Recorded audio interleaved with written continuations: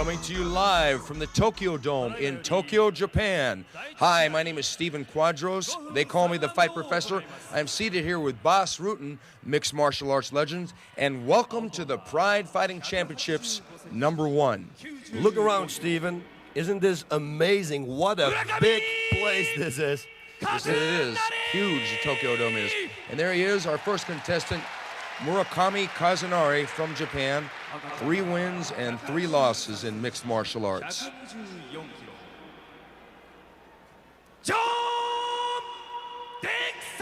His opponent, Big John Dixon.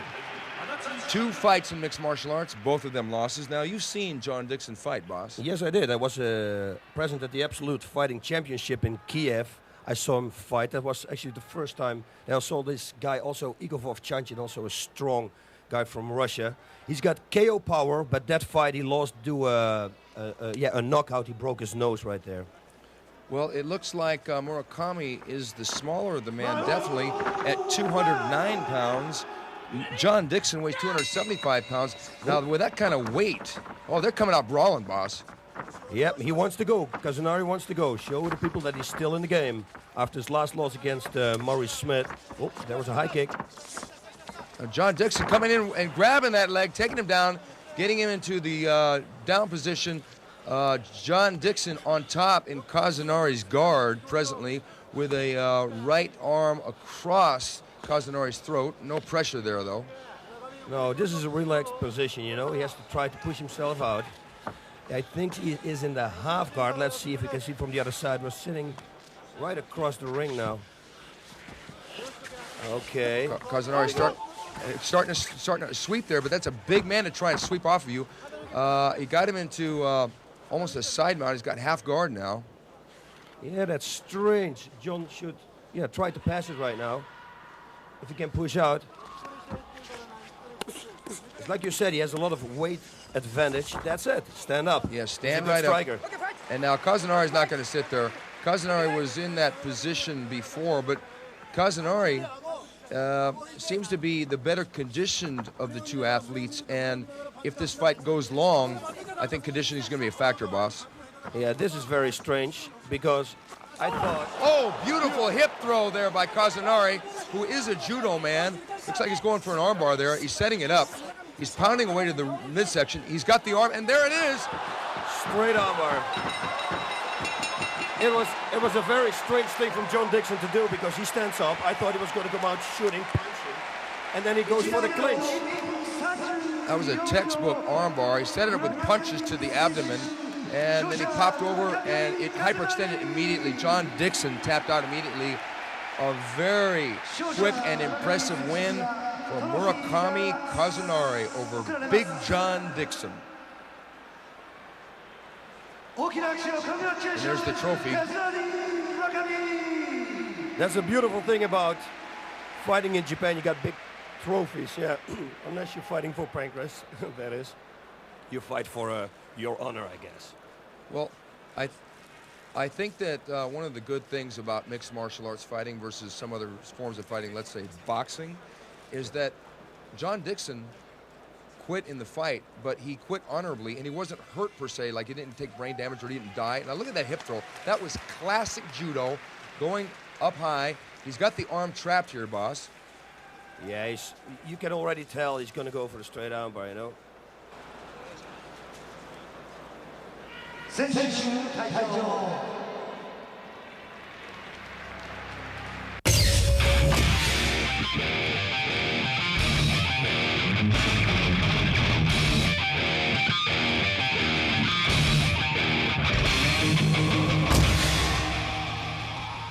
Here in our next fight, on the left, Big Daddy Gary Goodridge from Canada. And he can brawl. That's something I can tell you. He got some strong arms, strong punches. There he is. One of the strongest men ever in combat sports, Gary Big Daddy Goodridge from Barrie, Ontario, Canada. I heard he's an arm wrestler and the world champion. So he's put down many men's arm in arm wrestling. 1,001 hour reportedly one time. His opponent from Gorky, Russia, Oleg Taktarov. Now, both of these men made a lot of waves in the Ultimate Fighting Championship in the United States. Oleg Taktarov won the UFC number 6 tournament with a chokeout victory over Tank Abbott, and Big Daddy Gary Goodridge made it to the finals in UFC number 8 in Puerto Rico, and now they're going to go head-to-head. So you got a finalist and a winner of the UFC. Taktarov, primarily a grappler coming from Sambo in Russia, and Big Daddy Gary Goodridge, more of a boxer. Yeah, Oleg trained specifically on boxing. He went to the Wildcard Club in Los Angeles for this fight, and he worked a lot on boxing. So I think he doesn't want to go to the ground. He probably wants to see if his boxing is going to work. And I noticed he's wearing boxing trunks. Any kind of a statement there, like, yes, I am going to box you. Yeah. It's like a guy coming out wearing tie shorts. You know he's going to throw a low kick. Yeah, but I don't know if you want to box with a guy like Gary Goodridge. Well, especially because he's very new at the game of boxing. Gary Goodridge, if there be a criticism of his punches, he does tend to loop his punches, although that jab was pretty crisp. Both men just on the stare down. Gary knows that Oleg wants him on the ground. Gary with a right low kick, but Oleg counter with a punch.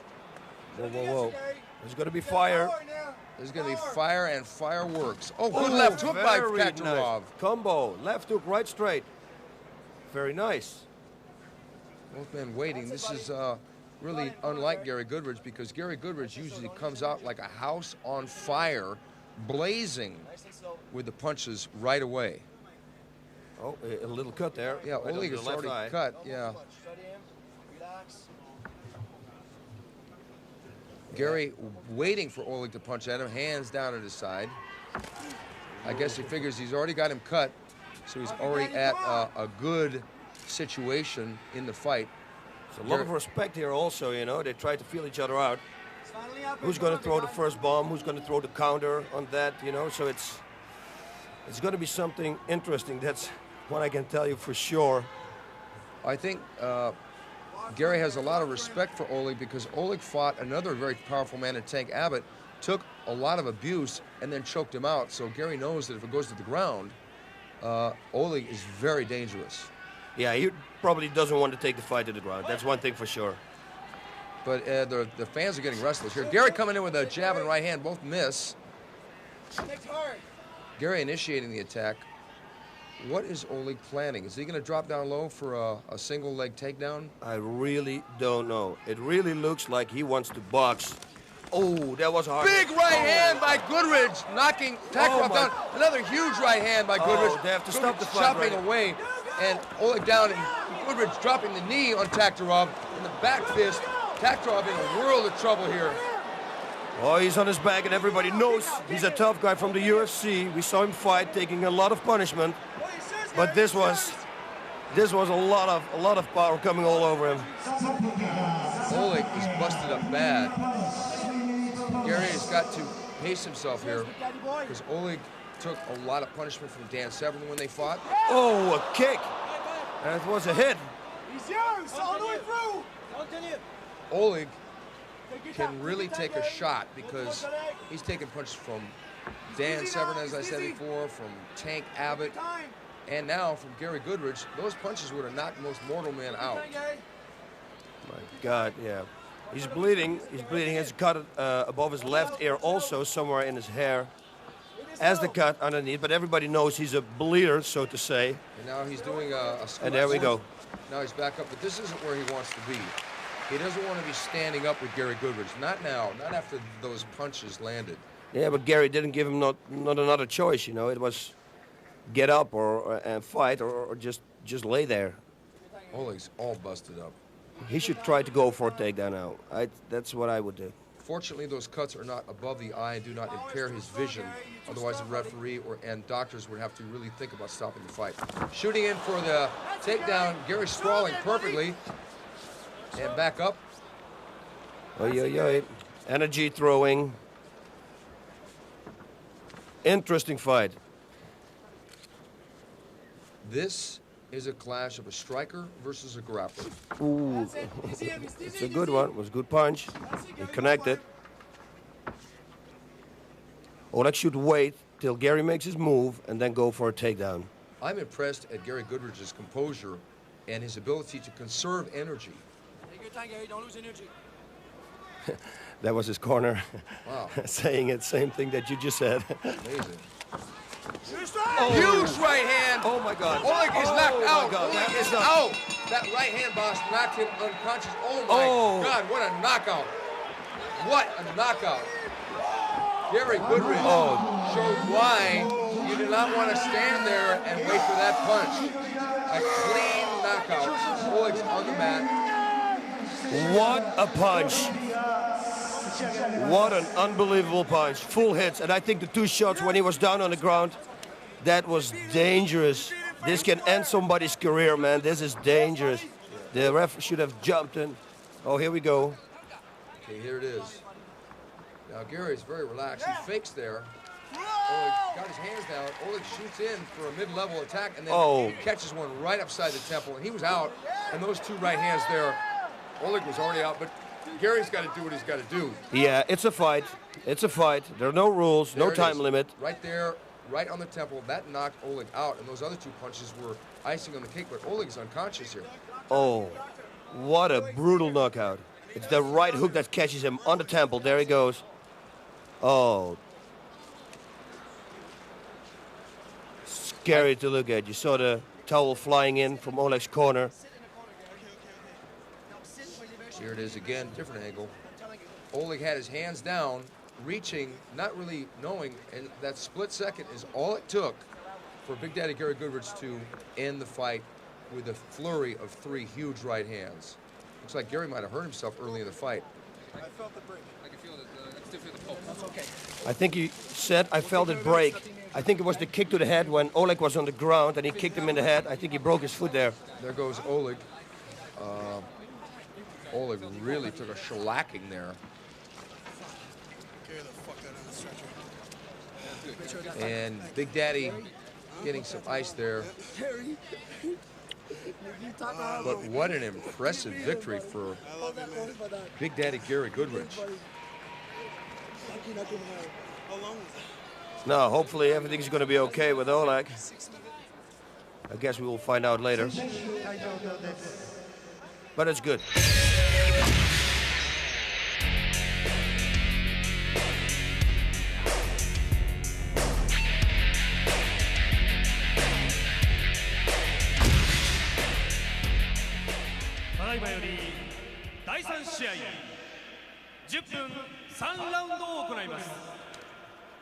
Okay, in this next fight, it will be Japan versus Brazil.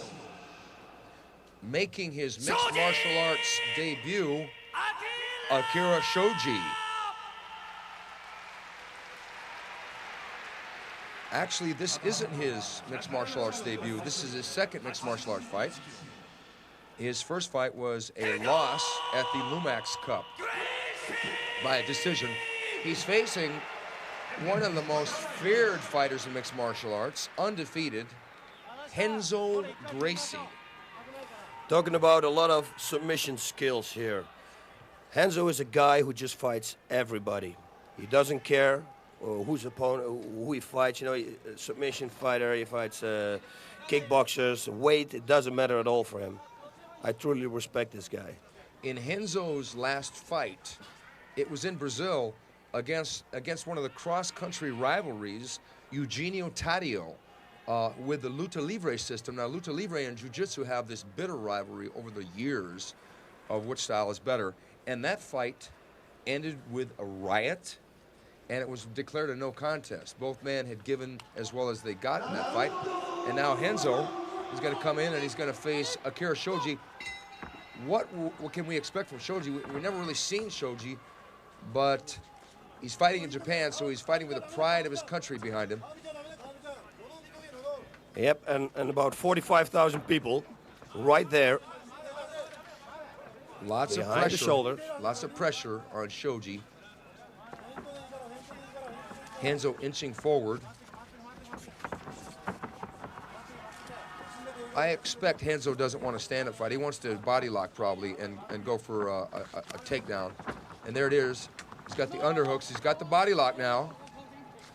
And looks like Shoji is controlling the leg, but you cannot hold the ropes in Pride. And the referee, Yuji Shimada, is moving Akira Shoji's arms away. Now, Shoji's trying to use the ropes to his advantage because he knows that Renzo's going to take him down. Yeah. He says, okay, okay, I'm not holding it, but every time Renzo tries to take him down, he underhooks again. Hey, you fight a guy like that, you're going to use all the tools you have. I expect this is going to be on the ground very soon. Oh, there it is. And Shoji almost giving his back. Now, Renzo Gracie in the mounted position in the corner. This is not a good position for Shoji, boss. Absolutely not. And the bottom position against a Gracie, no, you don't want to be there. And I saw him fight before. Renzo never lost until now in NHB. I saw him fight against a Dutch guy, Ben Spijkers. He's a judo guy from Holland. Actually real good. He was in the Olympic team and Renzo choked him out, so he's really good. And it looks like Renzo has got that left arm of Shoji under control. And he might be trying to set him up for an armbar. And Shoji's just reaching straight up. And this is not a good thing to do in this fight against Gracie, not sticking that arm up like that, boss. Yeah, I think that Shoji is trying to push himself under the ropes right now. Renzo should try to move him away from the ropes. Since he's got a good position, try to turn him away. You're in mount. You have a good control now. But you don't want to be there in the corner. And Shoji is going to push himself. See? Okay, they're going to bring it back to the center of the ring, I guess. That's a good thing. I like this rule. Not a stand-up, you know. They're going to pull them back to the center of the ring. And there they're going to restart the fight in the same position. I agree, because this does not penalize the ground fighter. In fact, it makes it more of an even playing field, because if they stood them back up, it would favor the stand-up fighter. Yep. But here, Shoji trying to buck Renzo off of him. Yeah, which is very difficult, I can tell you that. He's coming in with good left hands to the head. Left hooks. You get the underhooks in. There are not a lot of submissions you can do from the mount.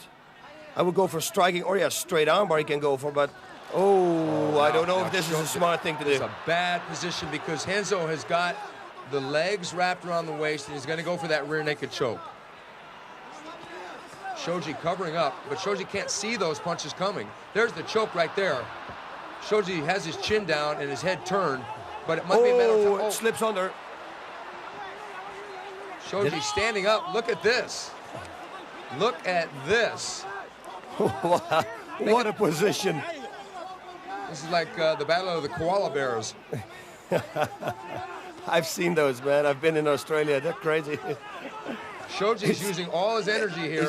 Is he trying to push him out the ring? Okay. Now that was clever. Yeah, very clever. We don't know what they're going to do right now. They're going to start in the same position. They're going to start it standing up again. I believe because they fell out and broke apart, they're going to start him standing again. A brilliant strategy by Akira Shoji to get out of that rear naked choke. I'm sure that angered Renzo Gracie because Renzo had him. Whoa. Shoji pulling for a single back into a clinch here. Renzo with the knees. Renzo driving in hard. Body locking. Shoji got the underhooks, which is not very good for Renzo, but he's using it very well, actually. Especially since Shoji at 194 pounds has a 9-pound weight advantage over Renzo at 185. Yeah, but Renzo fought more heavy opponents, so I don't think he really cares about that. Now Renzo's trying for that hip throw.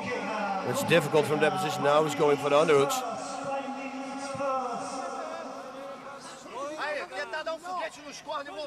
Looks like both men resting here, planning their next move. Renzo's done fairly well with the knees, but they're in close now, so it's harder to deliver a knee strike unless you go to the knee or the leg. Yep. Create some space. That's what they need to do. in order to strike effectively with the knees. But this is a position, I don't know, you know. Yeah, they got both arms locked, so it's not that bad. But normally if you start throwing knees, they grab the legs, and they're going to take you down with it. So I think the smart thing to do right now is pull them up, keep them up like this, underhook, and don't let Shoji go to the legs. What's amazing to me is that Shoji was able to fight his way out and use his strategy to get out of some submissions from Renzo Gracie. Left knee. Not very many people in this weight in the world could do that. No, you're right. Oh, he's headbutting right there. We saw Renzo making a left knee to the head. It wasn't real hard, but it was there. He might want to go for that again because Shoji's leaning. Oh, now he's going for he's got half a guillotine here. He's going for a shoulder crank. Let's go. Try. He doesn't have the proper position, though, because Shoji has him straight up and down against the ring post there. Yeah, in the corner. He cannot twist him to the right or to the left. It's difficult. Whatever he's going to do, whatever Renzo is going to do, he's going to throw him against the ropes. Should push his head down, Shoji's head, to the ground so he cannot grab the legs. But hey, always the best people are watching. That's what they say in Holland. The best boat drivers are on shore, the captains. It looks like Renzo's barely breathing in this fight right now. Not a lot of energy being expended. One thing about fighting in Japan when a match like this happens, boss, and I know you know this because you fought many times in Japan, the Japanese audience will be so silent you could hear a pin drop. It is unbelievable. I was in Pancras. I was not allowed to talk anymore because I spoke a lot with my corner, like talking about things. And it was not allowed anymore to be in the corner and talk to your opponent. So what I did, I put my cornerman all the way in the back of the hall. And he was shouting from the back of the hall to me all the instructions. And I could hear him clear because everybody was quiet. It was a perfect strategy. Here we go for the front choke. Yeah, Renzo's got the guard, but he's got one of the arms in. And Shoji using a lot of energy here trying to stay up. He could possibly win by submission. Shoji trying to smother Renzo. Renzo's got Shoji's left arm in, and he's cranking him, but he doesn't have the right position. No, with an arm closed inside together with the head, I don't believe you can finish somebody. I've seen it happen, but it's very rare. Yeah, very rare. The only thing that you have to do when you get caught in it is turn your throat away from the choke, so face his body, look to his ribs, and it's gone. Usually people that finish someone with a half a guillotine with the arm in like that have a strength advantage over their opponents because Shoji, being the bigger of the two, could muscle his way out. Yeah. So he wasn't in danger of being submitted there. Yep. Although it did make him weaker because it still creates pressure and it affects your breathing. Yeah, but I don't know. Renzo is throwing away a lot of energy. If Renzo thinks that he's got him in that choke, he was pulling and pulling and pulling, and I don't think that's a good thing in a fight, especially when you stand up again. After you pulled hard and hard and hard, it's very difficult to punch and to strike. That's an excellent point. Renzo on the bottom with the guard around Akira Shoji. Those of you who are new at mixed martial arts, the guard means that the person on the bottom has both his legs around the person on top's waist, sometimes open, sometimes locked, as we see Renzo's feet are locked. Shoji chopping away with punches to the body, a smart tactic, although it's really hard to stop someone being in that close. Yeah. Can't get a lot of distance on those punches to really, really do damage to the ribs. Yep, and distance is what you need to strike 100%. I expect the referees are going to pull them to the center of the ring again and restart them in Gracie's guard. Yeah, they have to, because this is it's difficult fighting under the ropes. It's funny because, end of round one. Okay, end of round one. Shoji made it through that round, ended up on top, escaped not one, but two choke submission attempts by Renzo Gracie. The first being the rear naked choke, and the second being the guillotine. And it was a very smart thing that he did, you know, throw him out of the ring. Here we go. Round two. Akira Shoji. Bouncing around, blinking that left eye a little bit.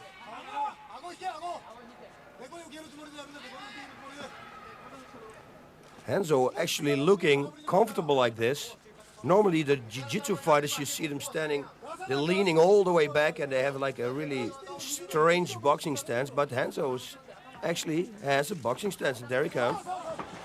Well, Hanzo has said that he has worked on his boxing and that he can punch. So maybe he's looking to land that right hand. Yeah, he came close to it already. But I don't know.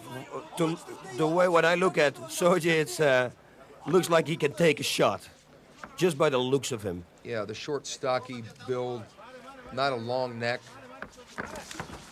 Hanzo shooting in, Shoji sprawling. Hanzo on the bottom. Shoji almost getting Hanzo Gracie's back. Nice work by Akira Shoji. Very beautiful. This was very beautiful.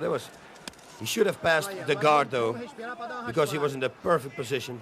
Well, Hanzo did nice work as well, because as quickly as Shoji sprawled and went for Hanzo's back, Hanzo rolled out and pulled guard. Yep. So an excellent sequence there, grappling-wise, by both fighters. Offensive by Gracie, turned into defense by Shoji. Looking like... Look what Shoji does here. He's pushing his jaw into the throat of Hanzo. He's using also his jaw to push on the side of the head of Hanzo. He's headbutting, he's using all the tools. Look at this.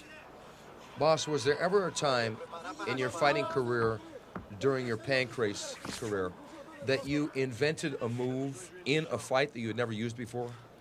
Now, there was a time that I saw a day before on a big screen when we were walking in Tokyo, somebody making a heel hook. And I saw, hey, that's a cool move. And then the next day I had a fight and I was in that same position as that guy was on the big screen. And I thought, you know, let's try it, see if it works. And I broke actually somebody's shin bone with it. So I won that fight. It was pretty cool. So we would say that you have a pretty quick learning curve then. Oh, yeah, I do, pretty much. I have to, because I'm totally new in the game. I was totally new in the game, and I have to learn a lot. I spend a lot of time on it, you know. Submissions, it's very important nowadays. Now, you've been in the position that Shoji's been in, having your second fight in Japan. What kind of feeling is he going through right now, fighting a guy like Gracie? Yeah, you know, for him it's a no-lose situation. He fought one time. If he's going to beat Hanzo, he beats one of the best fighters in the world. If he's going to lose to Hanzo, you know, there's no big losing there, because it's Hanzo Gracie. So everything that he's going to give, it's going to be good. Hanzo looks like he's trying to triangle that leg around Shoji's left arm, and now, here we go. Hanzo going for an, Shoji pulling out of harm's way. He almost got shoulder lock there. Shoji standing up. Look at Shoji bouncing back and forth like, come on. Hanzo's probably thinking, wait a minute, I tried everything on this guy. How do I get this guy out of here? Yeah, I'm telling you, this guy, and he looks in shape, look at him. But look at the look in his eyes, boss. He's got such fire in his eyes, such spirit. The samurai spirit, here we go again. It's typical Japanese. These guys want to go. They rather get choked out or knocked out. They will never tap or quit. Now, Hanzo is very dangerous in this position, but he stands back up. Standing back up. Hanzo looks like he's getting a little winded here. Yeah, listen, if you go for submissions and you throw all your power in because you think you have him, and then the guy escapes, that's not something that doesn't cost any energy. So, of course, he's winded, and it's what I said. He's pulling and pulling and pulling, and then you have to get up again. But and then striking, it's very difficult combination. I think that Shoji, because he's got the lack of experience, is not pursuing him and taking advantage of his windedness. Yep. Because Shoji knows that Hanzo is dangerous in a variety of different ways. Yeah, if I was Shoji, I would start throwing bombs. But yeah. But maybe Shoji doesn't have the striking background. Yeah, that's true. That's true. We're just waiting. But I mean, come on. Shoji obviously has some grappling skill because he was able to avoid Hanzo's submission attempts. Now, sweat is a factor at this point, because if you're working with a gi, submissions are quite a bit easier, but when the body is slick, it's like you've got oil poured over your body, and it's really hard to lock out those submissions, especially around the neck. With Shoji's got such a short little neck, it's hard to get the legs or the arms positioned around that neck. Yeah, plus you're wearing the gloves, especially chokes. It's real difficult. You have to slide a choke in. You have to slit it in, otherwise it won't work. It's very uncommon. You know, it's very strange when you would choke somebody with the gloves. It's easy to defend. That was a cracking low kick there by Renzo I Gracie. saw it. I couldn't believe it. I think that's the first Gracie we see throw a kick. Good defense there by Shoji to that left hook. Shoji coming firing back with his own right low kick. Whoa, takedown again. Good defense, but maybe not good Hips enough. too high, but Shoji going for his own half guillotine. Renzo really driving for that single, but using a lot of energy in the meantime. Shoji really smart, keeping that left leg way back, using it to steer any direction. That way it doesn't get flipped over. Stop, don't move. They're going to restart the fighters, same position, toward the center of the ring.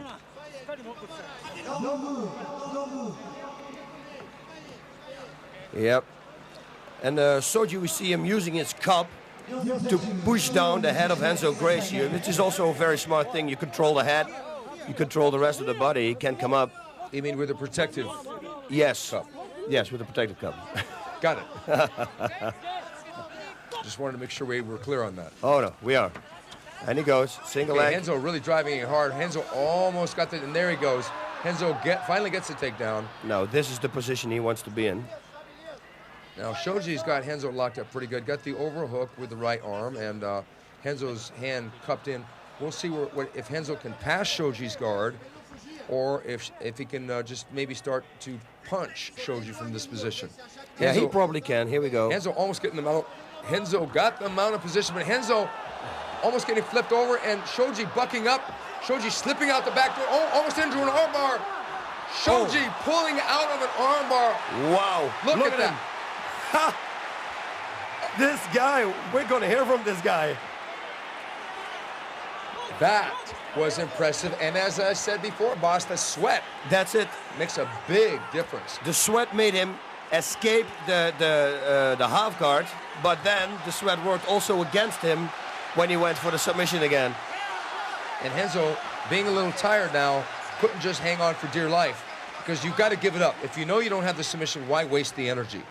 Yeah, just relax. I would put my hands behind me so you have more control. Yeah, you know, he's really tired. He wants to rest. Now, Shoji is smart here because he doesn't lunge in, because in Renzo's second to last fight, he fought Oleg Taktarov, and Oleg was in the same position Shoji is in. He leaned over, Renzo threw a kick straight up and knocked Oleg Taktarov out. Shoji knows that. Oh, yeah. Shoji's not going to stick his face up over Renzo, because Renzo will shoot that kick straight up because he's got all of the earth underneath him and just to the heel going straight up. Shoji's smart. Shoji should just back up. I think so too, man. He should or start kicking, don't give him the time to breathe, don't give him the time to recover, or stand back, let him get up, or just start kicking the legs, do something.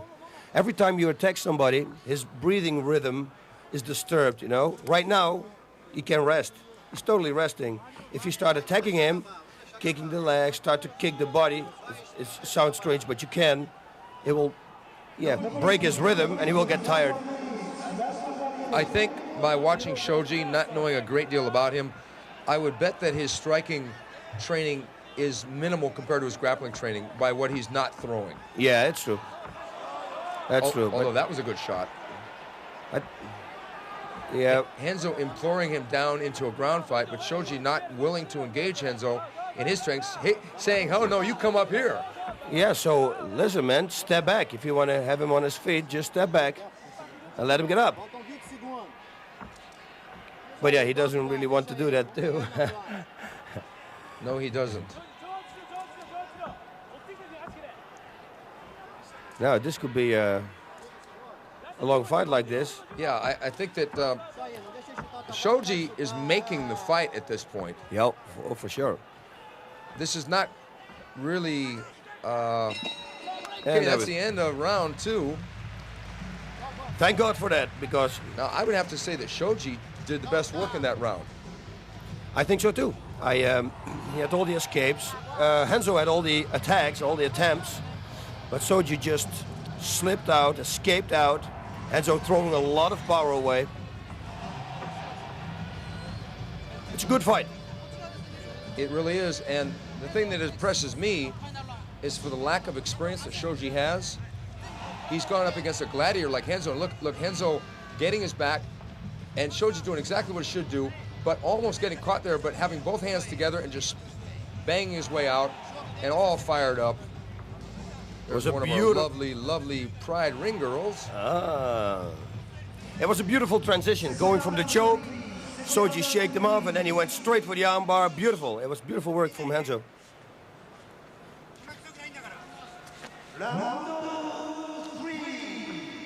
This is where Renzo Gracie must dig deep, because after 2 long rounds, Renzo has not beaten this guy. Oh no, he needs a knockout or he needs a submission. And it looks like the Shoji is getting stronger and stronger. He's got all the spirit, all the people want to see him win. And he wants to, to prove something. It looks like this is very determined. Beautiful right low kick, boss. Yeah, those gonna take his toll. And he set it up off a fake jab. That's one of the classic techniques that people from Holland use. They use that left jab and then the right low kick right behind it. Renzo with a good cracking right roundhouse kick to the body. Just feeling each other out.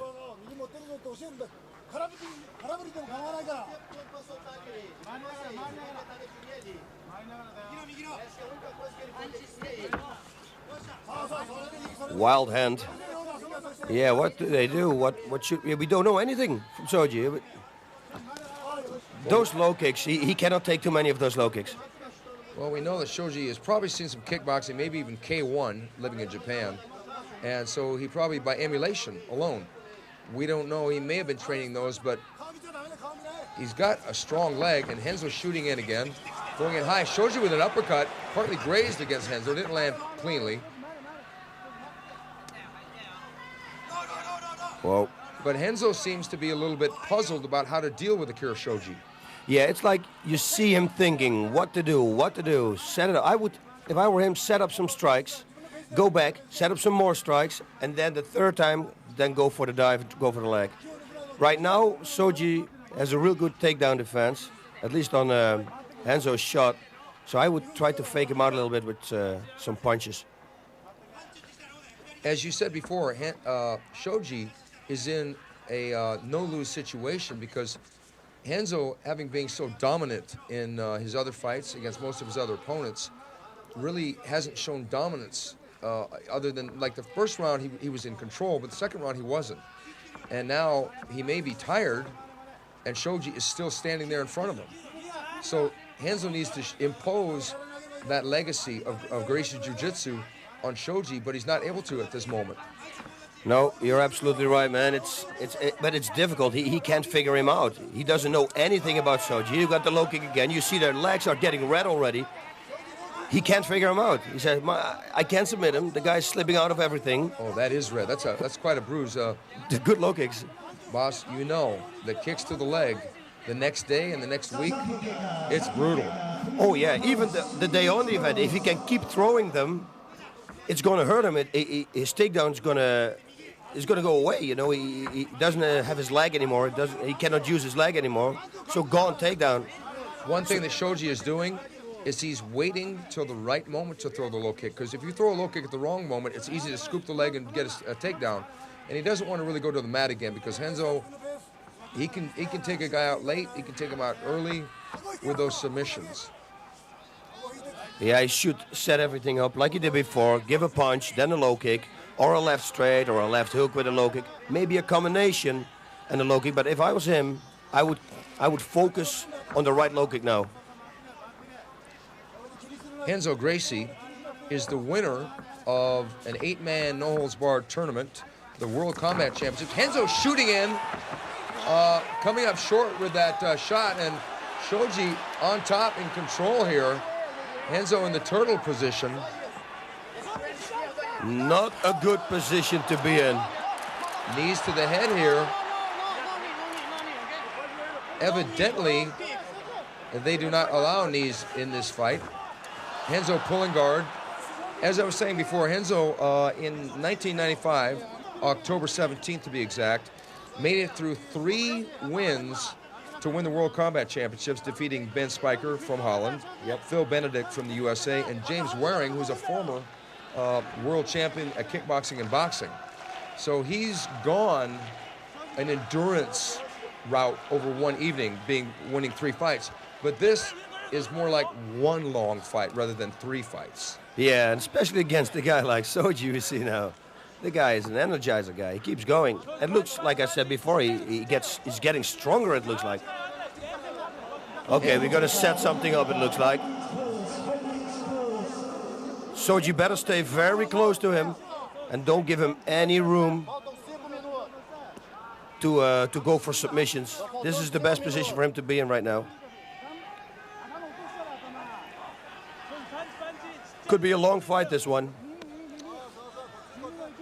I think one of the things that Renzo didn't expect from the newcomer Akira Shoji is the fact that he didn't make very many mistakes. Yep. And the mistakes he did make, he fought his way out of. Oh, knees to the tailbone there. I'm telling you, those hurt too. If you keep doing them, if you keep kneeing him there, it's going to hurt him later on in the fight. Oh, he's going for the arm. Oh, there's that leg up. He's trying to shoulder lock, but Shoji, to his credit, is keeping he's keeping the arms locked behind Renzo's body. So it's going to be very difficult for Renzo to get that leg in front of Shoji's face. Yeah, he's got to stay low here. He cannot give him any room. Give him any room for Renzo to put his leg under, his foot under. I don't know what he's trying to do. He's going to try for that shoulder crank maybe later on when he sits up, but otherwise... He's trying for the shoulder crank, but he's also... Now he turns him. Beautiful. Excellent. That was just perfect because he set it up like he had given up on the hold. Shoji relaxed. Oh, my and God. Again he stands up. Shoji. Wow. What a guy. That little sequence there should be part of every mixed martial arts highlight reel about how to grapple effectively and with action, boss. Oh, yeah. He lost totally the mount position. He was mount, he was striking, he twists, stand up, and that's it. It's like he's just getting up and getting out. Unbelievable. Look at that leg. Oy, oy, oy, oy, oy. You're right, boss. Shoji should go back to the low kick. That's it. And especially further in the fight, because the more tired Renzo is going to get, the more difficult for him it's going to be to take Shoji down. So you can take some risks and then start kicking the leg. Well, it's funny because a lot of this fight they've been looking at each other or laying on each other, but little moments like that last moment are in a way worth waiting for. They make the whole fight. They make it all, everything worthly. Look at the look in Shoji's face. Such determination. But Renzo has not changed his determination at all. But in the back of his mind, he must be thinking, what do I have to do to this guy? I'm telling you, he's trying to figure out everything. Yeah, like I said before, I think the best game plan is to start striking and then for a takedown, do something. But all the takedown attacks he had, the attempts, they were stopped by Shoji. I think pretty much all of them. I think that in a fight like this, we can see where these fighters are both primarily, with the exception of a few kicks, primarily trained in grappling. Yeah. And they're probably both thinking, boy, what if I knew how to box like Mike Tyson, or what if I knew how to kickbox like Bas Rutten or Peter Arts? What would happen here? I think maybe in the backs of their minds, it's always going back to the drawing board after a fight like this where you're frustrated, you can't dominate the other guy. You want to go back and figure out new tools in which to do that. That's exactly it. Now they're going to go back and they're going to train. They're going to concentrate more on striking, which is going to make them a better fighter, more overall. Because the wrestling and the submission grappling has been pretty good by both men, although Shoji hasn't really gone for any submissions. But who would want to go for a submission against Renzo? Renzo knows every counter for every submission. Shoji looks like he's getting fired up here. And then right low kick again. He should keep going. He should keep going. I'm telling you, Shoji's condition is unbelievable in this fight. Nice defense. Good defense. Shoji wailing away here. Shoji really catching his second and third wind here. Is he going to get a mount on Renzo? No. He stopped the mount. Pounding away, and Renzo trying that up kick. Look at Shoji. Look at this guy. He's fighting like it was the first round. Like, come on, stand up. Wow.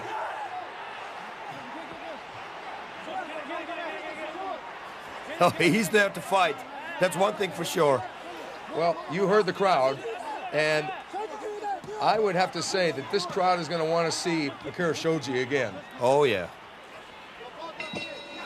And there it is, the end of round 3, and the end of the fight. Renzo Gracie kips up, but he can't be really happy with his performance, and he doesn't look happy. No, because all the things that he went for, they didn't work. And I think it's kind of frustrating if you do that against a guy who nobody knows. You know, he's quite a newcomer, and he did. I don't know. On a fight like this, it's really hard to determine a winner because it's a draw. The fight is a draw, and I think that's fair because both men tried their best, but Shoji was never on the verge of finishing Renzo, nor was Renzo on the verge of finishing Shoji. Yep. So I like a draw. Maybe a rematch down the road. Oh, that would be something, huh? Here's Renzo on top. Look at this escape. This is our favorite escape. Now Shoji mounted. Shoji's flipping out, going out the back door. Look at that beautiful out the back door escape. Was that textbook? And look at Shoji. Come on. Beautiful. Listen to this guy.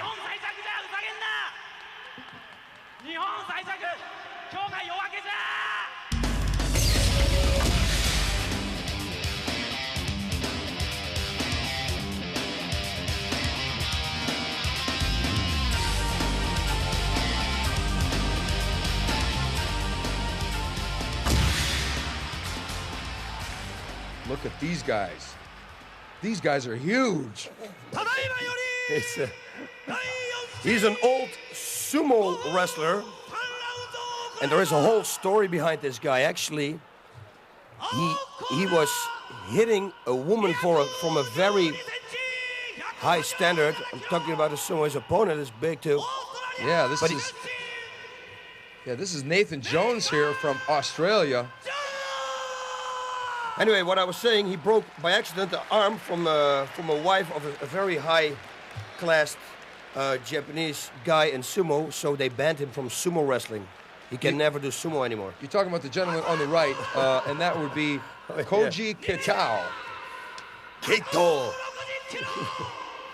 Koji Kitao, former Yokozuna, right, boss? And that means the grand champion in sumo. Oh, yeah. He was good. He was very good. And he's 6'7", weighs 390 pounds. Nathan Jones being no shrimp at 345 pounds. You don't want to have the big guy on top of you. Okay, there's been a lot of references in the past to Japanese cinema, and one of the classic films from Japan was Godzilla. And over the course of many sequels, Godzilla faced a lot of really big monsters himself. This is like a Godzilla movie. Oh, yeah. You've got a big, huge Australian versus a Yokozuna who's 6'7". This is going to be like all of Tokyo is going to get leveled from this fight. It's going to be very interesting. From what we've seen before, the sumo wrestlers didn't do real good in the UFC. We saw him nice spinning here on an cameraman. Did you see that? Now, this guy's bouncing around trying to do like a Muhammad Ali move, but he's maybe a little too big to be spry on his feet at 345 pounds. He may want to use strikes against Koji. Yeah, I think he should go kicks to the legs. I always think legs that carry that weight all day long, you know, they can't be that super strong. Ooh. Nathan Jones with a spinning crescent kick one of the most Wow. underused kicks in real martial arts. You see that kick a lot in movies, but 345-pound guy doing it. It's unbelievable. and that was pretty fast. It was pretty fast. The crescent kick, though, I've only seen one crescent kick land in many fights. I'm going for the left high kick there, boss. He should go for low kicks. And he's got a guillotine choke, but I don't know that anything about his background in submissions, but Katao's got to watch out here. Move him around with your weight. That's it. He's a big man, but so are you. Move around, try Nathan to Jones get some obviously leverage. isn't familiar with submissions because he would want to drop his hips and move his hips forward and start creating pressure on Koji's neck. Koji would try and grab that leg and go for a takedown. Nathan doesn't appear to be going for a submission here, boss. He's got No, a perfect. he's got it perfect. And he gave his leg up. Oh, bad strategic move there by Okay. Nathan Jones. Gave the leg up, basically. Koji in the side mount. You don't want to have a guy like this side mounted on you. How are you going to get this guy off of you? You're not. You know, if the guy is smart and he's just holding you and using his balance and weight the right way, it's very difficult to get him up. The only thing he can do is try to move on the ground, keep moving, make the guy tired because he's got a lot of weight to carry. Nathan Jones, by the sounds, sounds like he may be almost in panic mode, but he's relaxing. When you're on the bottom with a man who weighs 390 pounds, it is imperative that you stay relaxed. Otherwise, you'll use all your energy in 10 seconds. Oh, no, he's going for a key lock. Oh, he got him on a key lock. Unbelievable. The Americana.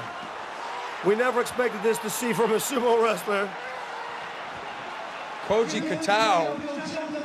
Well, I'll tell you one thing. Nathan Jones isn't a grappler now, is he, boss? No, he is not, man. He had him, but he came out with some nice kicks. He should have started kicking him to the legs. That was the wrong strategy. I don't know. I don't think we're going to see either one of these guys breaking into the top 10. Yeah, you never know. You never know, but Because I'm this guy pretty sure just you're gave right. him his arm here. And he just, It- the guy laid on his back, didn't try anything. True, he's a big guy. This guy knew nothing about the Nothing. ground. Nothing. Look, he gives him the arm. He didn't know anything about the arm. And it's not even, like, it's not even a real hard lug. It's like, he's just, people who are strikers are most of the time afraid of submissions. And they tap when they think, oh, I can break something. It doesn't even hurt, but they're already afraid. And then they tap.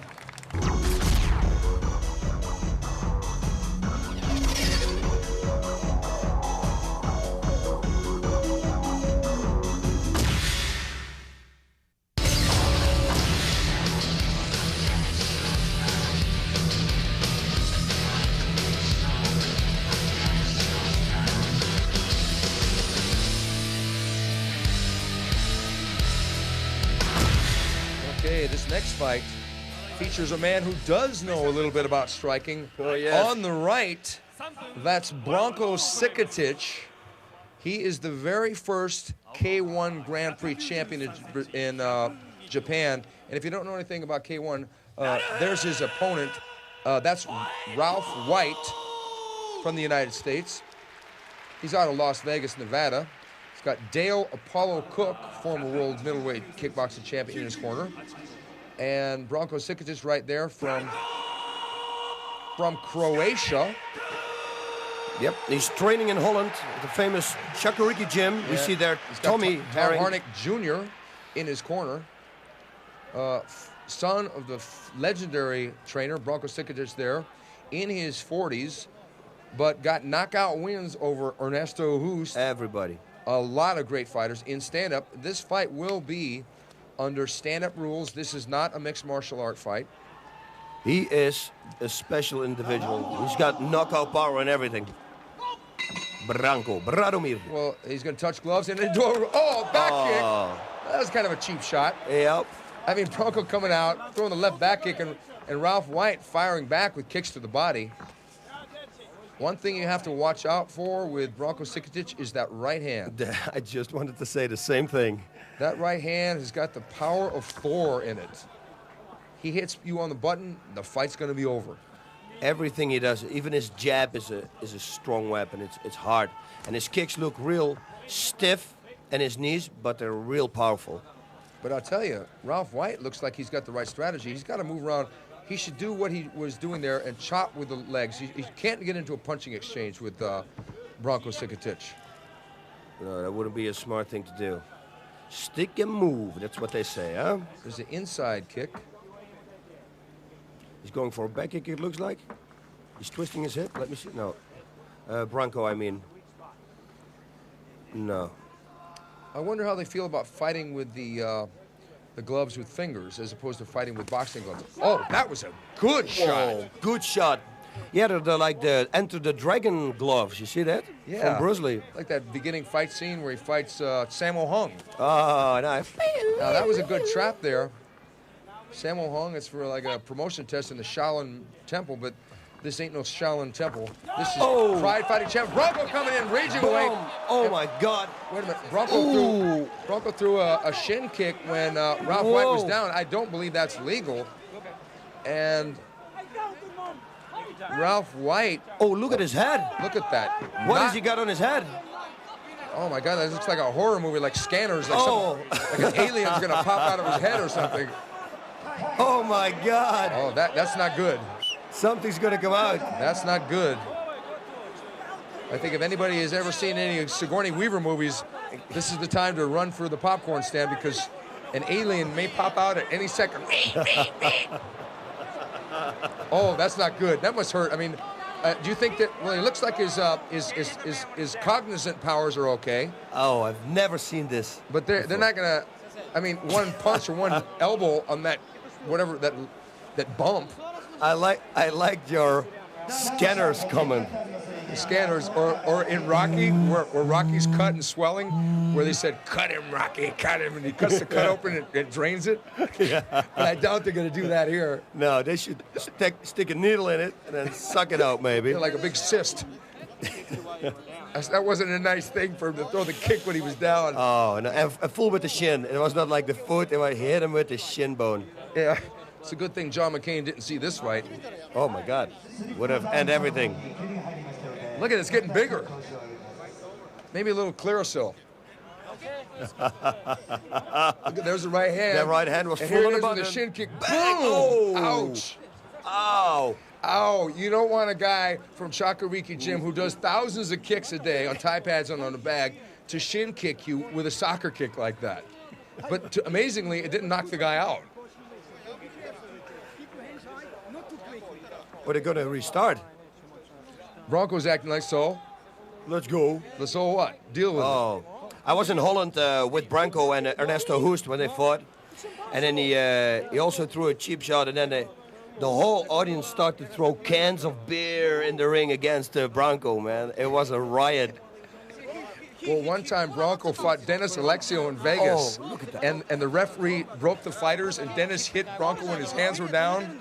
And then Bronco couldn't continue. Then Bronco went to Dennis Alexio's dressing room after the fight, and they started arguing. Oh yeah. So Bronco, he will take matters into. Well, he'll throw away the rule book occasionally. Okay. I believe it, man. He's from a tough part of Croatia. He has a security business there. A lot of bodyguards and bouncers working for him, and he's just one tough MF. Let's say that, huh? On the American TV. A major force. Yes, major force. Exactly what I mean. Oh, so I can't say that. Okay, thank you. Well, there seems to be quite a bit of discussion. Oh. Good thing headbutts aren't legal. This did not cause this lump on his head. No way. No, it was a shin. It was his shin. Yeah, let's But, see the rerun again. But I'll tell you, if he kicked him on the other side, he would have a nice little, give him a devilish little. The devil look, yeah. Could have Diablo. Okay, here we go. Boom. That right hand was a good shot, and Ralph fumbled down, and then Oh. that's This is going to be disqualification. yeah. There's going to be controversy here. I don't blame him, his corner man, for making a protest here. To be honest, I mean, boss, if you were in the corner of a fighter and this was not allowed, you'd probably make a protest too. I will be, oh yeah, protest for sure. You know, I don't believe in jumping in the ring and pushing the ref. I think that's all childish when you do it. But I would go and protest. I would say the same thing what he says. So he says, watch the tape, watch the rewind. It wasn't the right hand that did it. The left hook missed. It was the shin kick right here. Oh, that was the kick. That was it. Yep. Yep, I think so too. Disqualification would be a good decision Well, here. you know, Branko Sikotic had a really classic battle in the United States with Don the Dragon Wilson. And that was back when Branko was undefeated. He was 30-0 with 29 knockouts. And Don Wilson broke both of his hands in that fight, but still knocked out Branko Sikotic. Yeah, but I heard something about low kicks in that fight, that Branko was kicking him with low kicks, and then Don went down, and then later on they said he cannot kick him anymore. No, the low kicks were legal. He kicked Don right on the knee, and Don didn't check it, so he was injured for a moment. But low kicks were still used throughout the rest of the fight. Oh, okay. It was a low kick Wow, fight. that was a good win. This is Yeah. kickboxing. It's legal in Vale Tudo. It's not legal in kickboxing. That's Dale Apollo Cook there in the blue and black and white making a protest, and rightfully so. Dale Cook making a point that this was a kickboxing match. We're going to see what kind of a verdict they do here, but look at that. It keeps growing. It does. I mean, this guy could really get a job in a B horror movie after this movie. If he wanted to make some extra money before he got back in the gym. Yes, sir. I like to star in a horror movie. Oh, yeah, you fight with Branko first, okay? Branko Sikotic, take a fight. We will use you. Or he could go down to Roger Corman and say, I've got this script. It's called The Bump That Wouldn't Die. And then in the movie, have a rematch with what Branko doesn't seem happy with this. Branko acting like he didn't do anything wrong. Oh, yeah, but What would go on in the mind of Branko Sikotic? Wouldn't he know that he broke the rules? Yeah, no, it must be an acting, because if it this was totally illegal, man. Totally illegal.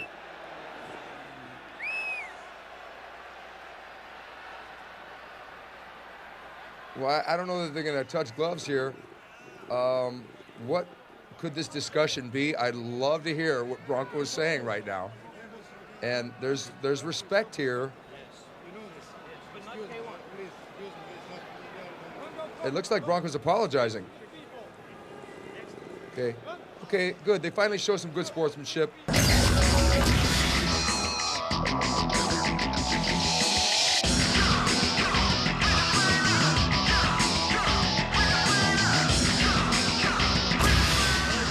Okay, now this is a battle of two Ultimate Fighting Championship veterans.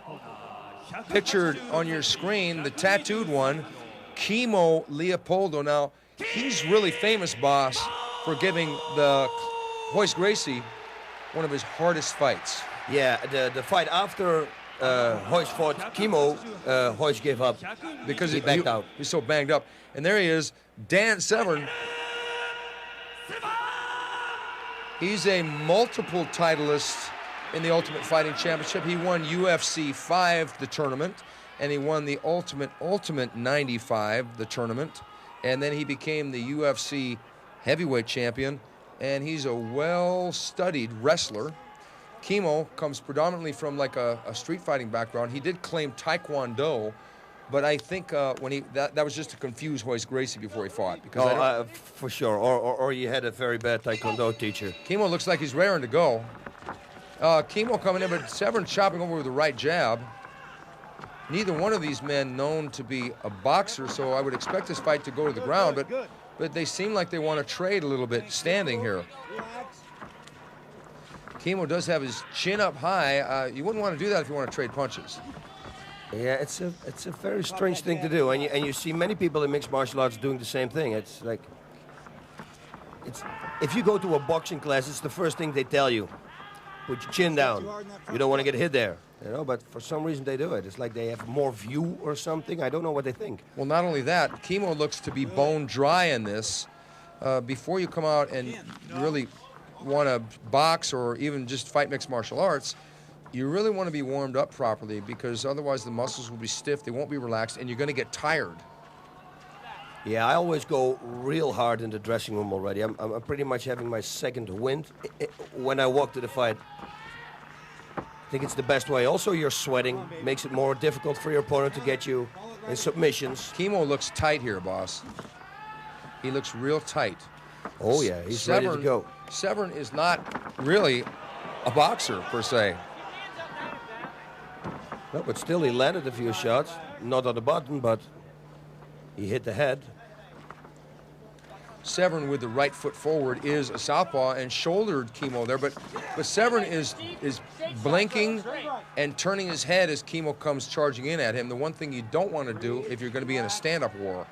No, they say the knockout punch is the one that you didn't see. And if you look backwards, oh my, This is like a schoolyard slapping match. you have the clash of the kittens. And there's two big guys doing the slapping. I mean, Dan Severn weighs in excess of 260 pounds, where Kimo's somewhere around the 240, 250 pound range. I believe he's 235 in this fight. But they're in that clinch. Dan Severn coming from a Greco-Roman background, having apparently achieved over 500 different wins in wrestling.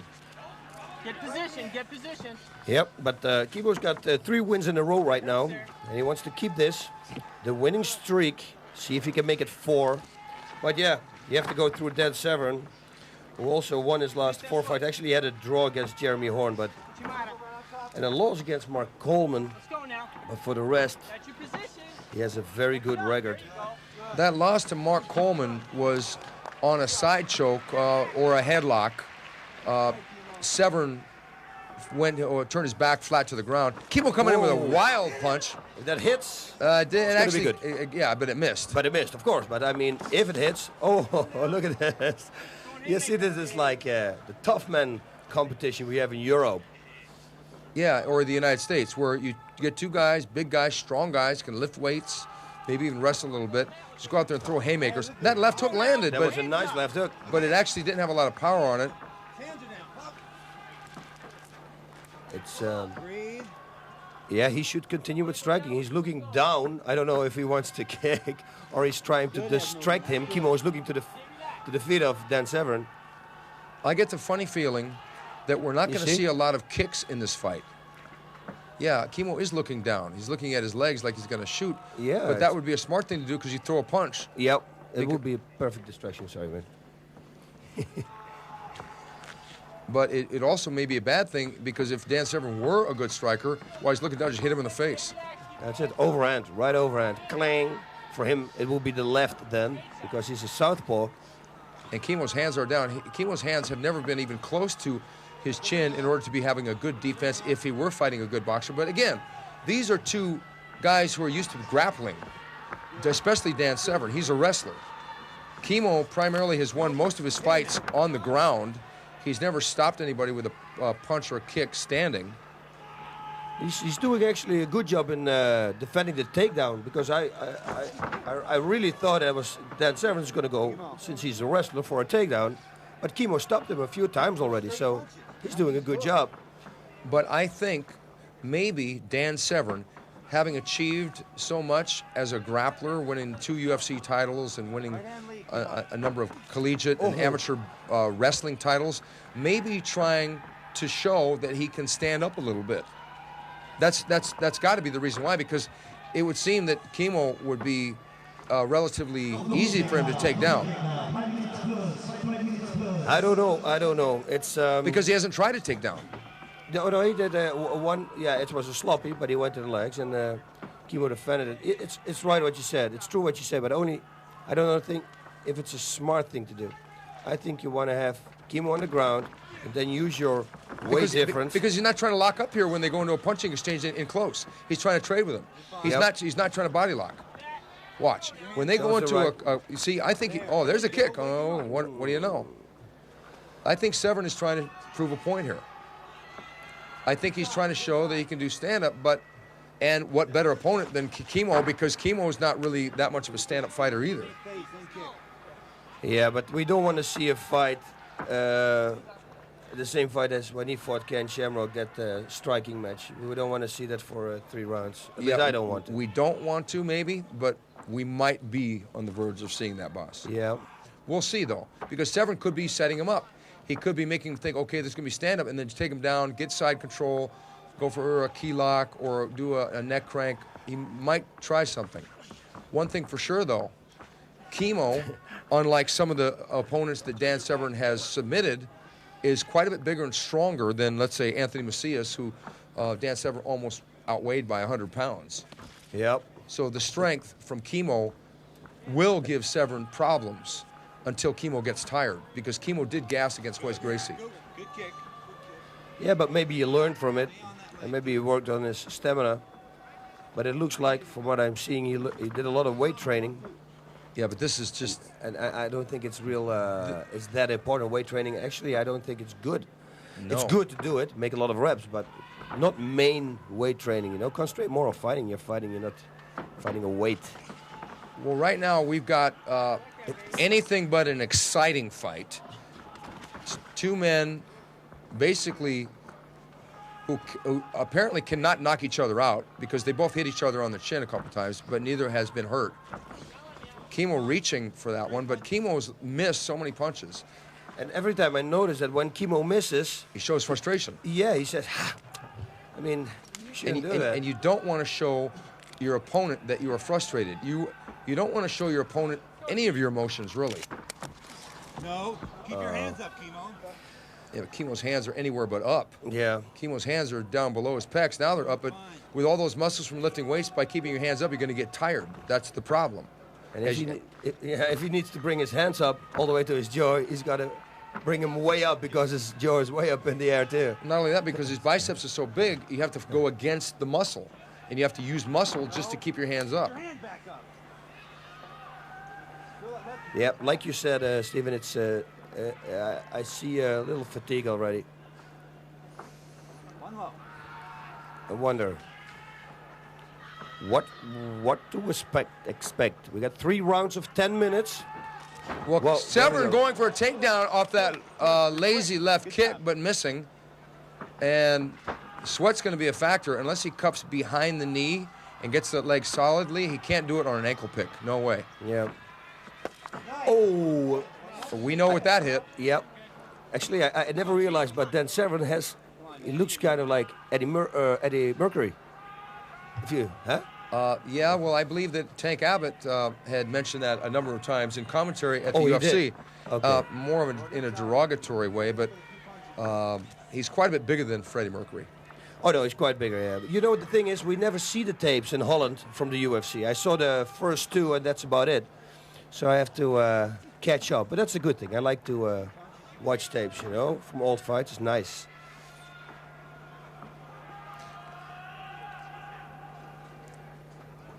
This is frustrating for me to watch this, because these guys are not stand-up fighters, and they're trying to initiate a stand-up fight. Yeah, it's a carbon copy fight of Ken against Dan.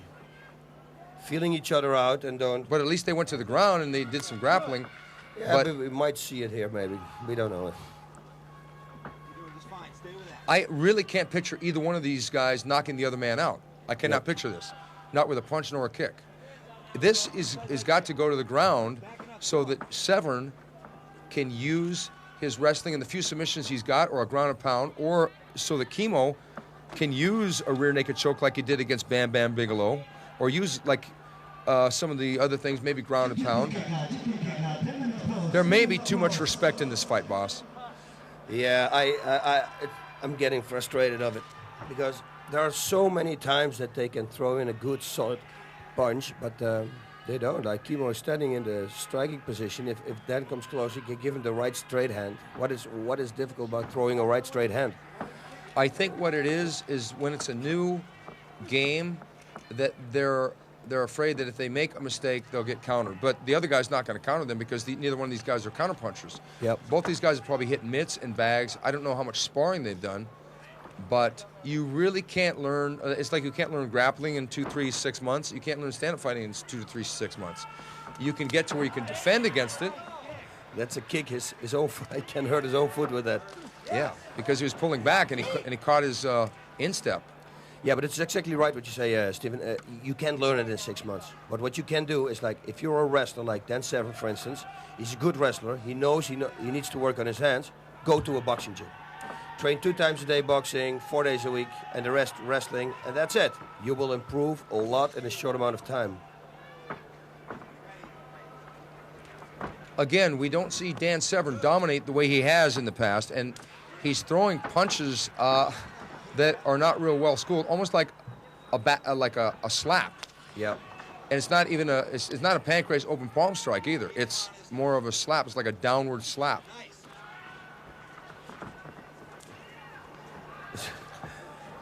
I know that Maurice Smith made some reasonably condescending remarks about Mark Coleman's punching ability before he fought him. Yeah. And Coleman can punch a little bit. Now, Severn landing a right hand there, and Coleman could punch a little bit before he made, but Maurice Smith, being a world kickboxing champion, wanted to try and get into his head and maybe force him into a stand-up fight. I doubt either one of these guys made slighting remarks to each other about their punching ability. No, they can't. If they would, it would be not right. But neither one of these guys is a trash talker. No, you're right. But this fight I want to see go to the ground, and hopefully something happens on the ground. That would be better. Because absolutely nothing is happening standing up. It's a thing where we want to see fire. The audience can't be pleased with this. This is like a dance contest.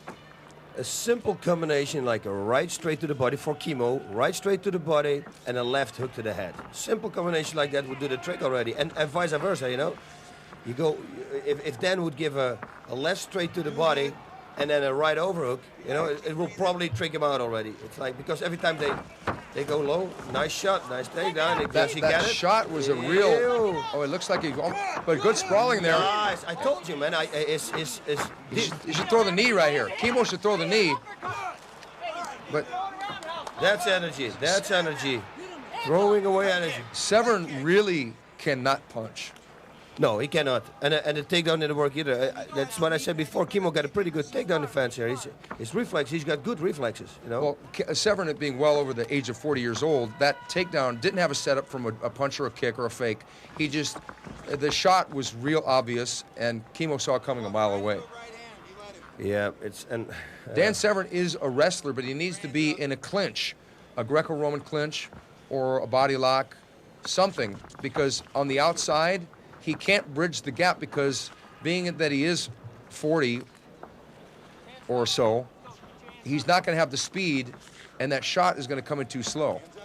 Yeah, and also let's not forget about endurance. You know, it's the more older you get, your endurance is going to go away. You can't train that hard anymore because, you're not a young guy. You have to recover. You know, I already notice that sometimes I have to sleep during the day an hour just to hold up. You know, it's.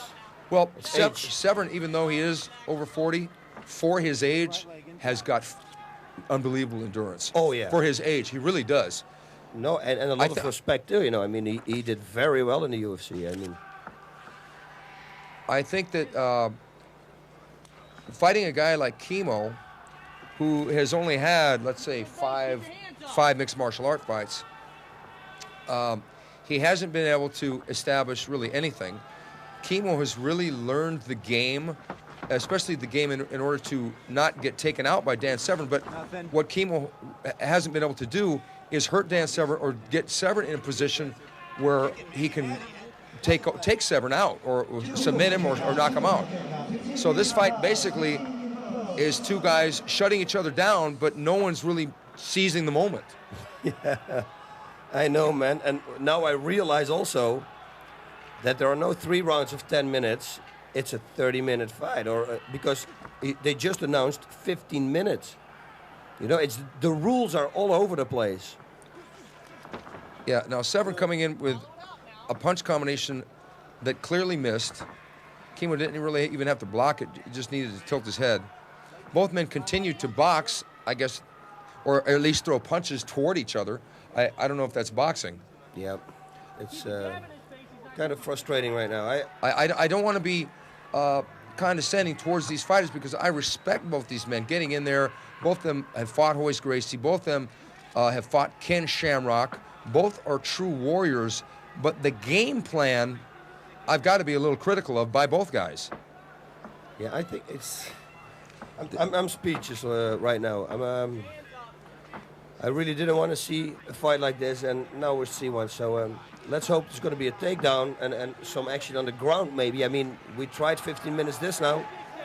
See if even you hear the Japanese audience, which is very rare, to have them start yelling.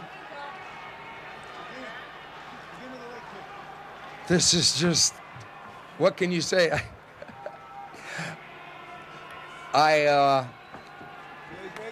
I'd like to see Lucia Riker versus Christy Martin Oh yeah, more than I'd like to see this fight. no, that's probably going to be a total different fight, even when it goes to the ground. Now, Dan Severn being one of the legends so far in mixed martial arts, he won the UFC 2 times. He won the heavyweight title. He beat Ken Shamrock. Sometimes people say, well, a mixed martial artist can beat a boxer or a kickboxer, but right now I'm not so sure. But again, it would probably be a different strategy if it was a real boxer in there. Dan Severn would do everything but stand up like this. Oh, He'd be on him like glue. Yeah, but if he does it like this right now, it's not going to make it. You know, if the boxer has, He would just walk right in and knock him out. That's it. Because one thing we haven't seen, and this is so important with punching and kicking, well, the kicks Kimo's landed, but how much power those have, we don't know. Evidently, they don't have that much power because Severn has still got both his feet firmly planted under him. The point is this. The accuracy has not been there for either fighter, and the crack at the end of the punch has not been there. Nope. And the kicks are with the foot.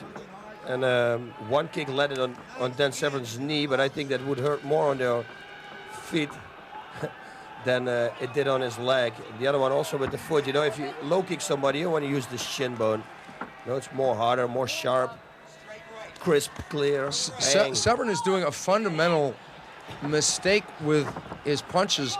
He's bending his wrist back when he punches. Ooh, that was a good knee to the solar plexus. Yeah. I know what you say. He's bending his. Oh wow! Kimo's cut. Yeah, and he took a good right knee to the body. He should follow up on that. You know, he hits him. Follow up.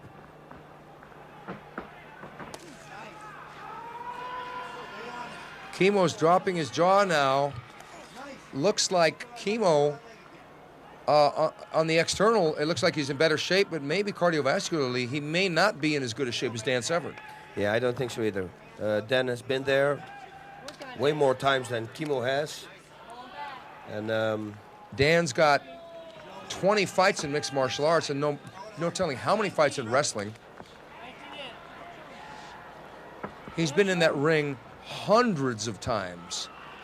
Yeah, and he's also a naturally strong guy. You see, and I think that takes also, it gives you a better stamina. Yeah, because he's a bigger guy, so he doesn't have to lift weights to get the size. He's just that big. Yep. Whoa. Both men keeping their chin up high, but trading punches. Kimo going for a right to the body. That actually was a good right, but it looked a little short.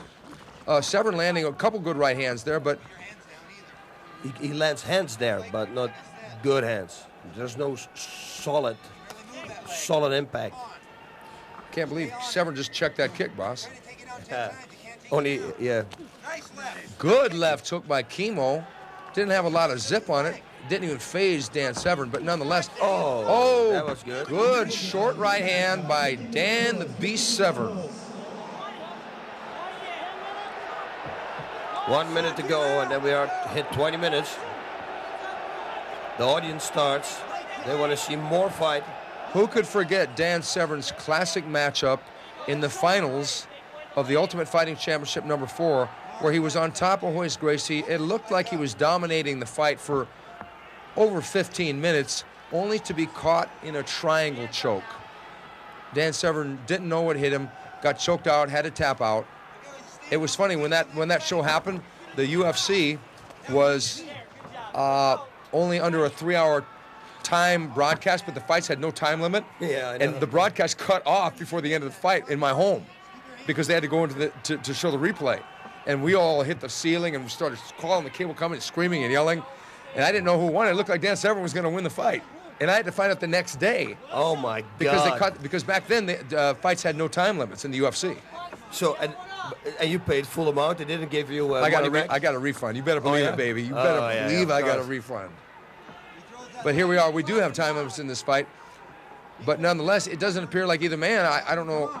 I would have to say Severn has done the cleaner work, but Kimo has landed shots, like especially kicks. So this fight is very even to me. Too even. Yeah, it's too even. They should. That was a good left, but he should follow it up. Left hook, right straight. Learn one combination. Right straight, left hook, right straight. You see, he hits him again with the right, but he doesn't continue. It's only one punch. Quit dropping your head. Get back on that leg. I don't know that the audience were looking forward to seeing Kimo and Dan Severn in a boxing match. I really don't. No. I don't think so. But you know, if it's only boxing, it probably wouldn't make more exciting because I guess now they are afraid for a takedown. If I throw too much punches, maybe he can take me down. That would maybe the only thing. This would be a good fight to do the tough man. Put him on gloves, no takedowns, and just hitting. Then I think it would be much better now. Dan Severn traps the leg. Dan Severn looking like he's trying to got the side mount. Kimo really doing some good leg work here. Kimo almost getting guard, but Dan passing that guard time and time again. It was not a takedown. He actually fell. Well, actually, he caught the leg. Kimo threw a roundhouse kick at the leg, and Dan grabbed the leg momentarily, and he fell backwards. But now they're restarting him standing. I would have actually liked to have seen him restart it with Kimo on his back with Severn standing up. That would have been interesting, a new dynamic to this marathon of inactivity. You got away with words, Mr. Fight Professor. I don't know if that was a classic punch combination we just saw. Yeah, I saw in a high school once or two. No, never mind. It's interesting because a lot of people will pull out martial art magazines and they'll open it up to a technique section and they'll start criticizing the techniques. But it would be easy for those people maybe to watch this and criticize the techniques as well. I think it will be better. Yeah. They see live what you shouldn't do. What you shouldn't do. The Boss Rutten system. Oh. Boss Rutten, the man of many impersonations, sparing us at this juncture some of the greater impersonations he can do so that we can focus on this ever-active, moving around fight. Who knows what will happen? Will Dan Severn beat Kimo with that vicious right hook, or will Kimo survive the onslaught and institute that devastating K1 low kick? Which is taking its toll right now. Good looking while you're punching.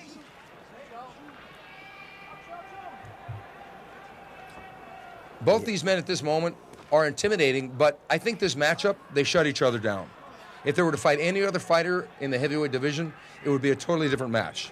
But somehow the chemistry between these two guys, it like neutralizes it. Yeah, it doesn't work. It doesn't work. If they would have a rematch in this fight, I think they wouldn't. Not a lot of people would watch it. If those flames around Kimo's arms, the tattoos, be fire, Dan Severn ain't gasoline. Dan Severn is water, and he's shutting everything down.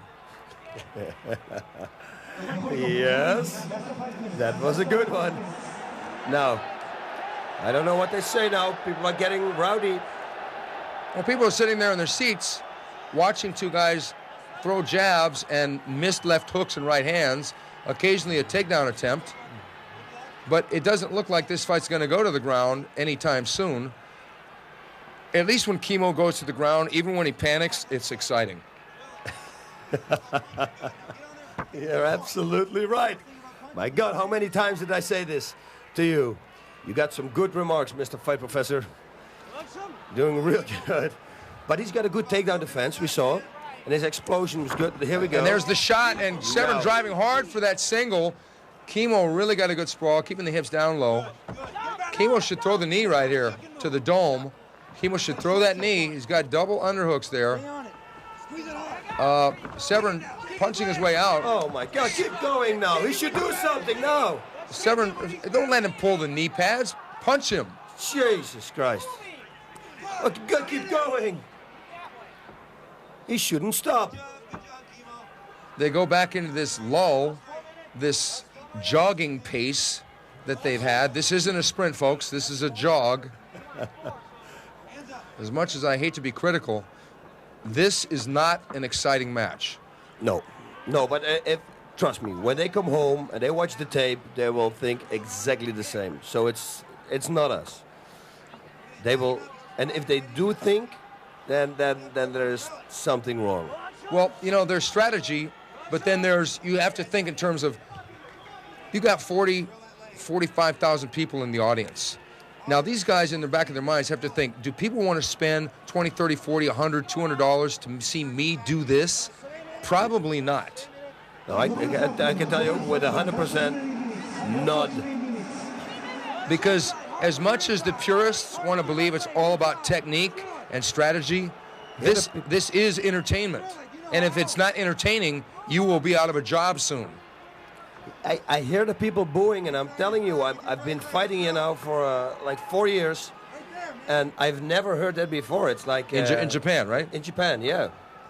So it's crazy, They don't do that, the Japanese audience, but now they do. But it seems like they're picking up right now.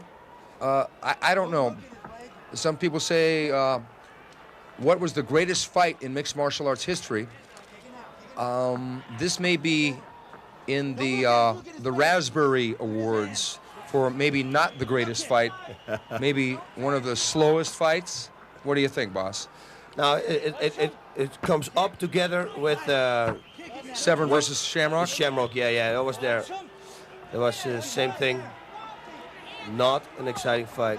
No, this is tedium personified. I hate to say it. Yep. I know both guys. Both guys are great guys, classy guys even. Gentlemen, Dan Severn, a really good person. He's a wrestling coach in Michigan. Kimo, obviously a born-again Christian, got the Jesus tattoo. That's a commitment to Christianity, isn't it? It's not like you can take that one back. I mean, you could maybe laser surgeries, maybe 5 or 6 times get that removed, but that's a commitment. That's a big commitment, especially coming in with that cross. You remember in the UFC? That cross must have got him tired. Maybe that's why I got tired against Royce Gracie. That's probably the reason. Severn looked like he's going in for the kill here. I don't know, but I don't know that there's any kill to go for. Yeah. Severn slapping away. Trying to outslap Kimo here. And Severn pawing away at Kimo. Kimo. No. There's got some action. He should go. He's going to go to the ground. He's got the body lock. He's dragging him down. Severn trying to claw his way in. Keep slapping around. The referee. Kimo bought some time by grabbing the ropes. Looks like Severn's got a little bit of a shiner. Severn's trying to make this into a fight. There we go. He finally trips him, gets him down. Kimo trying to buck that knee up, trying to go for guard. Severn kneeing away. Severn got side mount. Severn getting busy. Severn in control here now.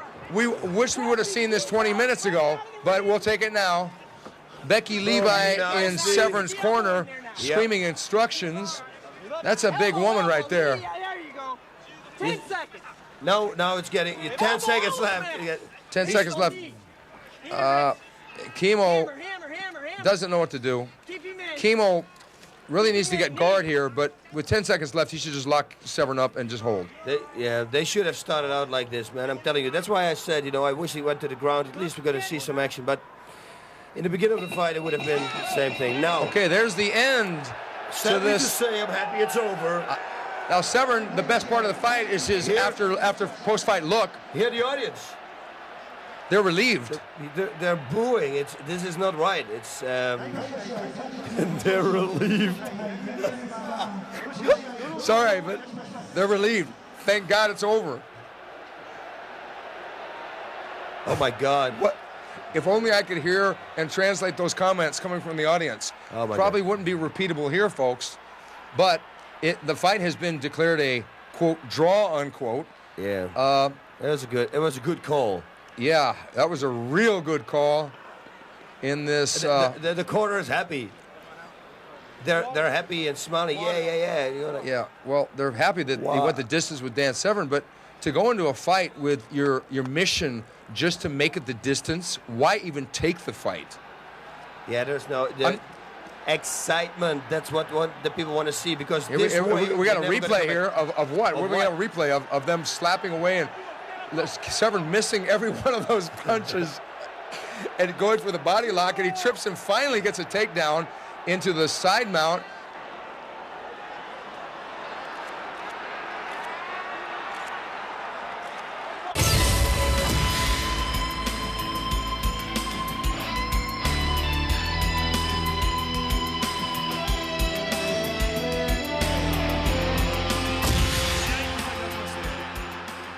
We're into the main event on the right with the shaved head, looking a lot like Boss Rutten, only from Brazil.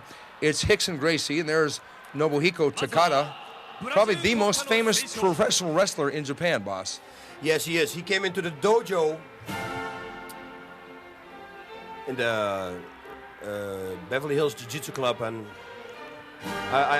Takada did. Takada did. I can't say. I don't think he's going to win this fight. I mean, against an expert like Rickson Gracie. There's the national anthem for Brazil, the Brazilian flag there, Rickson, being from Rio de Janeiro. Rickson, known as maybe one of the greatest, if not the top, jiu-jitsu fighters to ever come out of Brazil, got a legendary reputation on the streets of Brazil, has had a number of behind doors matches with rivalries with the Luta Libre system. He fought Hugo Duarte twice, who's a really well-known Luta Libre guy down there. Fought him to a draw on a beach until the cops came, beat him on a closed-door match. Rickson has won a number of fights in Japan, most recently winning 2 8-man tournaments, the Japan Vale Tudo 94, and that was on July 29th, 1994, and then winning another 8-man tournament, Japan Vale Tudo 1995, and that was on April 20th, 1995. So I broke into the tournament circuit. The competition in those 2 tournaments wasn't the level of some of the people who have fought in the Ultimate Fighting Championship, but nonetheless, Rickson, being 185 pounds, was able to institute his formidable jiu-jitsu skills. Yes, exactly right. I just want to see him fight like a top guy also, you know, I mean. Well, Takada has really baited Rickson and tried to get Rickson into a match.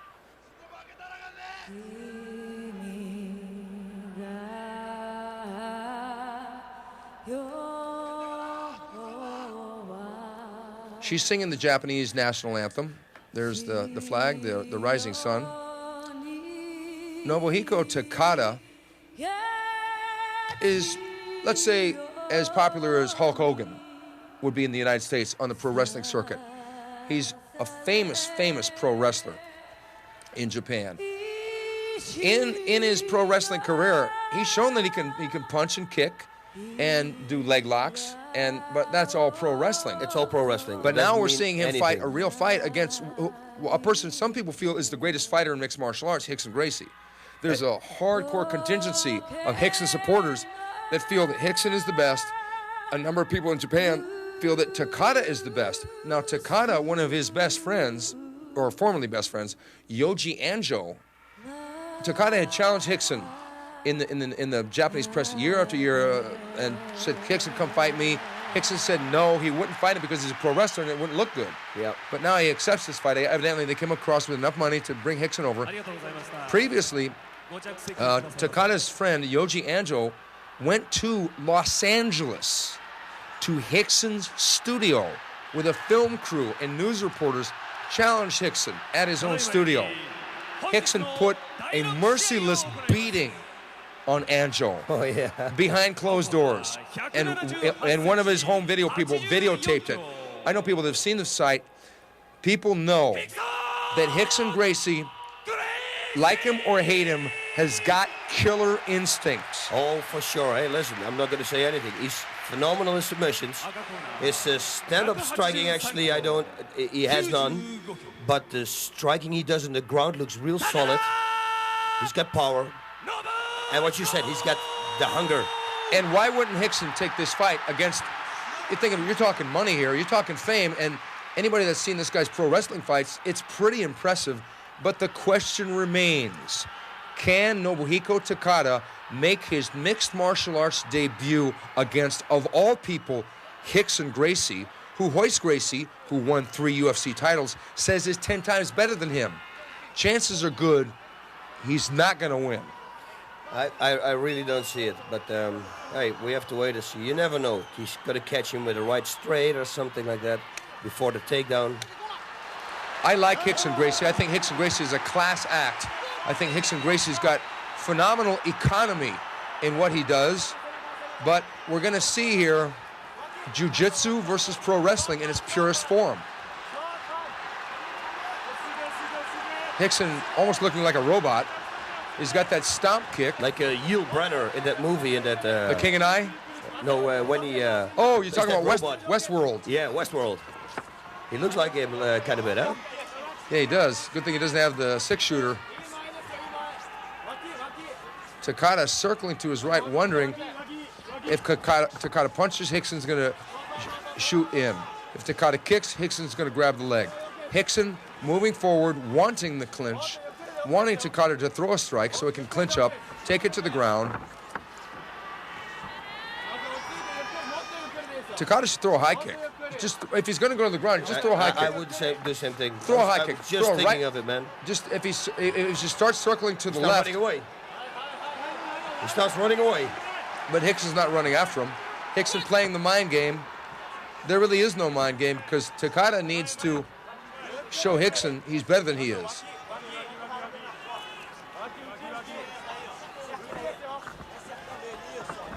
I'll tell you one thing, Rickson's focused in this fight.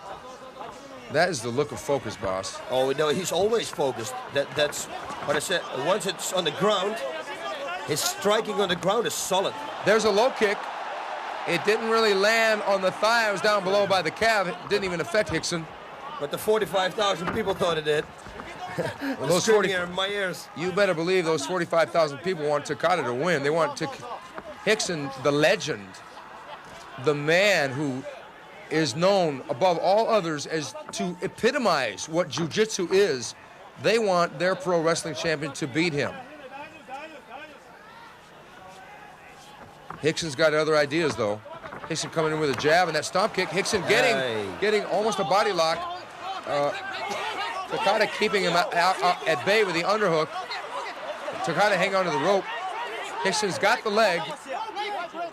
They better not break him. Rickson can't be happy with that. He had the leg. A takedown was imminent. Rickson cannot be happy with that. No, that wasn't fair. I don't think it matters to Rickson. I think Rickson knows it's going to go to the ground. Rickson's undefeated.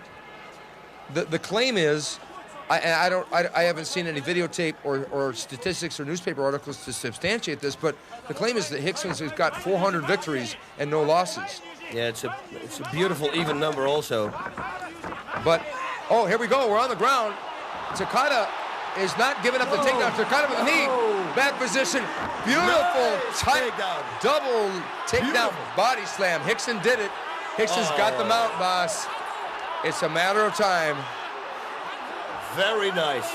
Nice takedown. Worst case scenario has just unfolded for Takada. He got taken down by a beautiful double leg takedown by Rickson Gracie. Turned into a body slam. Textbook. Cross facing there with the right hand in front of Takada.